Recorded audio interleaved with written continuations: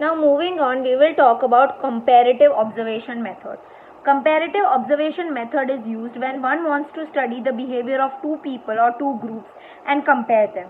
So as the name suggests, comparative means comparison, right? When an observer wants to study two groups or two people and wants to compare them, at that time you use comparative observation method. Especially when the two groups are observed and compared, then the observer is able to draw certain conclusions. When you compare two groups or when you compare two people, you are able to conclude or you are able to judge something. Okay. For example, technological knowledge of a modern minor boy and an old person. Let's say that we want to study.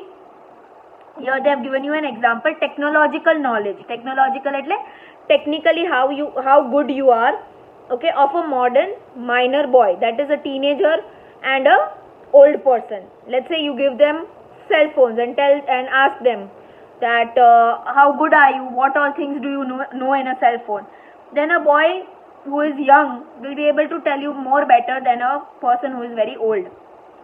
Second, a comparatively study of educational and health facilities provided by the government to the village and city areas.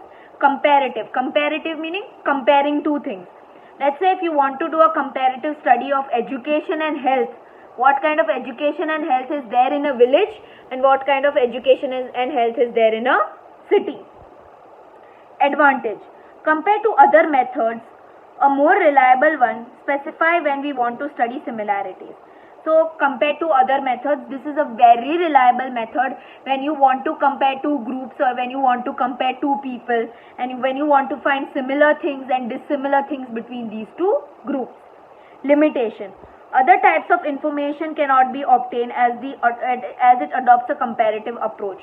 You can't collect any other information because you are only focusing on comparison. Okay, now the next is longitudinal, cross-sectional and case study method. From the mentioned methods, longitudinal and cross-sectional methods are specifically used to study the development stages of children. So longitudinal and cross-sectional methods are used to study children. Okay, what they do is they observe the child from the time the child is born till the child becomes older, till the child marries, till the child dies. Since then, they observe the child. So continuously for years and years, they observe the development, the progress of children or anybody else. Okay. First is longitudinal method. Longitudinal methods are carried out for a long period of time. As it says, longitudinal. So that is why the study takes place for a very long period of time. Developmental psychology undertakes this method to study the developmental changes that occur in children due to increase in stage. Okay, developmental psychology is a psychology which studies the development of human beings or animals or any other thing. So longitudinal method is used to study the development of the child as the age increases, as the child becomes older, what is the development that the child is going through. At that time, longitudinal method is used for the study. This method is useful if one wishes to study the effect of medicine or diet over a long period of time. So let's say if I want to study the effect of a particular medicine or an effect of taking particular diet in children or in adults, at that point of time I can use longitudinal method. Okay. In the same way, in medical science, when one wants to verify the effect of immunity, vaccines for a long period of time on individuals' health, then this is an ideal method.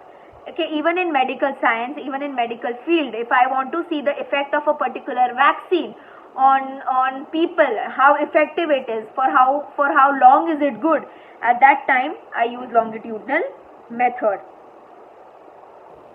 Thus, whenever studies have to be conducted for a longer period of time, then longitudinal method is the best option. So whenever you want to study something for a longer period of time, you want to study the age of a person, at that time you do longitudinal method. Longitudinal studies are conducted on one group for constantly 5 to 25 years. So on one group of people, the study is done ranging from 5 years up to 25 years.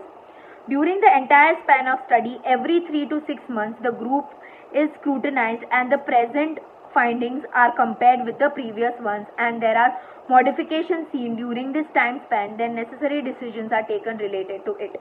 So every 6 months on whomever the study is being conducted is called. They are observed, they are studied properly, and then they try to see the changes that have happened in the person, before the treatment, after the treatment, and then they make certain changes in the person in the study. Advantages. Under this type of study, all subjects who are a part of this process, their minutest of details can be studied. So under this method, even small details of every person can be studied. A comparative evolutive study of gender, age, geographical region is possible through this method. So if you want to do a comparative and a judgmental study of different gender meaning male, female, if you want to study age of the people, you want to study a particular geographical area, then it is possible through longitudinal method. Next is limitation. When these type of studies go on for a very long period of time, then less people cooperate and they find it tiring. So, one of the major disadvantages is that sometimes people get bored of it.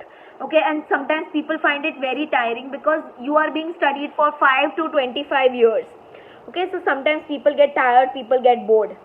Longitudinal method proves expensive from time, energy, money and patient point of view.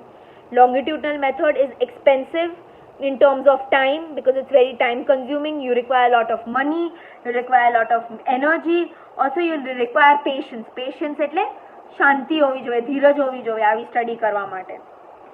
Third, the reliability can be at a risk when the study is based on small population. If you are studying small group of people, whether the information is to be trusted or not is something which is a big question mark in longitudinal study. One cannot come to conclusion for a long time. You can't conclude the study for a very long time because of longitudinal method. Okay, so I will stop here.